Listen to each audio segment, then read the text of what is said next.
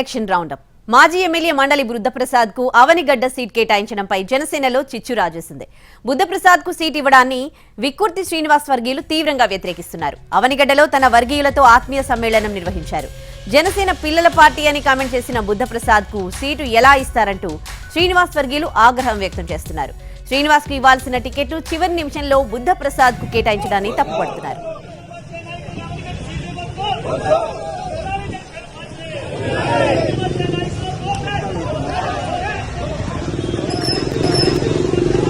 Avanigadda seat panchayat కొత్త మలుపు.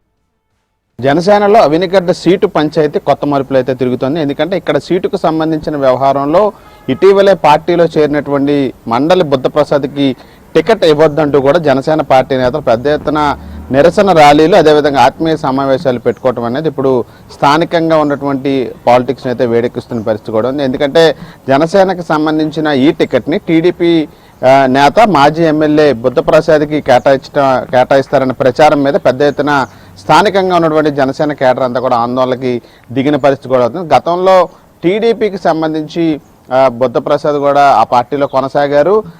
జనసేనకు సంబంధించి అది చిన్నపిల్లల పార్టీ అని కూడా ఆయన గతంలోనే విమర్శలు చేశారు. అదేవిధంగా పార్టీని అవహేళన చేసిన నేపథ్యంలో అలాంటి వ్యక్తికి టికెట్ ఏ విధంగా కేటాయిస్తారనే అంశం మీద అయితే పార్టీ నేతలు పెద్ద ఎత్తున 6 మండలాలకు సంబంధించిన నేతలు కూడా ఈ రోజున విక్కుర్తి శ్రీనివాస్ ఆధ్వర్యంలో ఆత్మీయ సమావేశం నిర్వహించి పాల్గొనడం కూడా జరిగింది.